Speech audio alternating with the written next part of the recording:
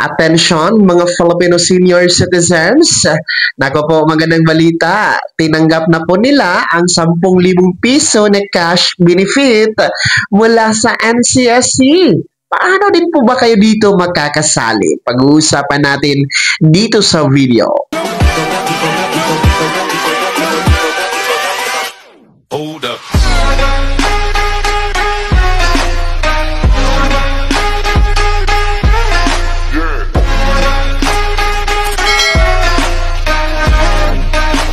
Hello mga ka-vlogs! Welcome dito sa aking YouTube channel. Magandang araw po sa lahat ng mga manonood. Saan po kayong dako sa mundo? Kumusta mga ka-vlogs? Eto ha, mga lolo at lola, alam nyo ba? Nakatanggap na po ng 10,000 piso na cash benefit mula sa NCSC ang mga senior citizens na ito. Paano din po ba kayo makasama dito at makatanggap rin ng 10,000 piso? Mamaya-maya pag-uusapan natin yan. Pero kung bago ka pa lang dito sa aking YouTube channel o di kaya hindi ka pa nakasubscribe, click nyo muna ang ating subscribe button na nasa baba. Huwag niyong kalimutan na pindutin ang notification bell. Ilagay niyo po sa all para naman updated ka sa lahat ng mga videos na aking i-upload.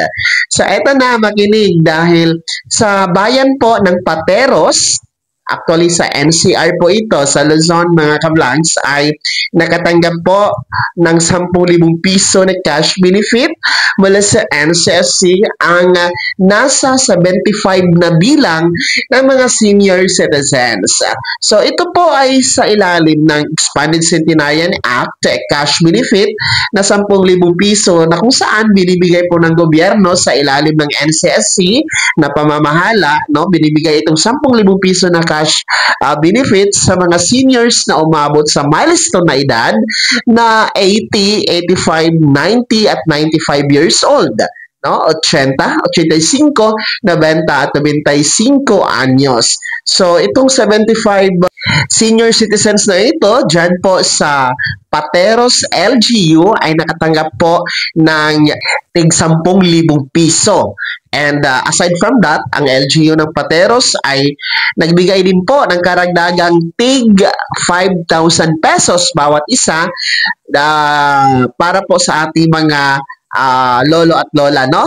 Na nakatanggap dito sa 10,000 piso. So, a total of 15,000 pesos yung natanggap nila, no? Yung 5,000 pesos from the LGU Pateros under the memorandum or the Municipal Ordinance number 2024-30.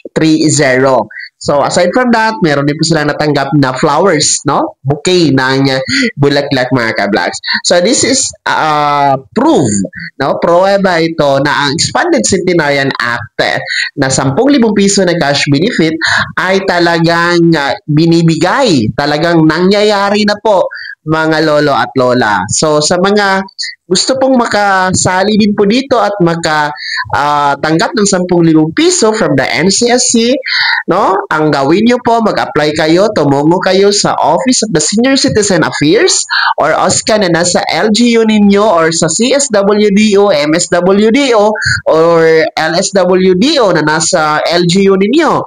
Mag-fill up kayo doon ng application form, no? Para ma-evaluate kayo at mapasama kayo sa mga susunod na payout para makatanggap ng 10,000 piso. No? And siguraduhin lamang na ang edad talaga ay nasa insaktong 80, 85, 90 at 95 years old, 80, 85, 90 at 95 anyos. So, mag-present lamang kayo ng pruweba ng inyong pagkatao o pagkakakilanlan, kaya ng birth certificate.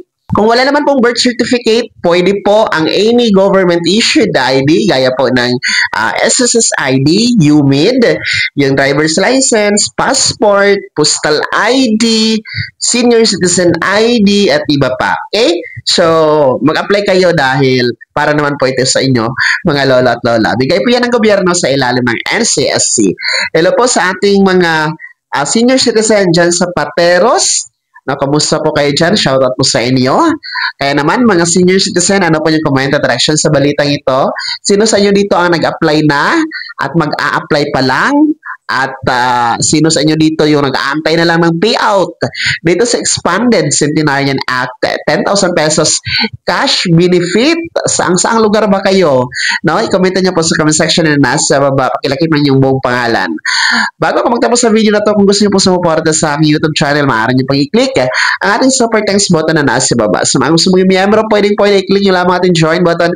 Maraming perks dyan mga vlogs. Be my member now. Sana naging gabay ang video na to kahit pa paano na pag-uusapan natin ang mga mahahalagang bagay-bagay na may kinalaman sa ayuda, programa at benepisyo ng mga senior citizen. Kung hindi ka pa nakasubscribe dito sa aking YouTube channel, maaari nyo nang i-click ang ating subscribe button na nasa baba. Huwag nyo kalimutan na pindutin ang notification bell.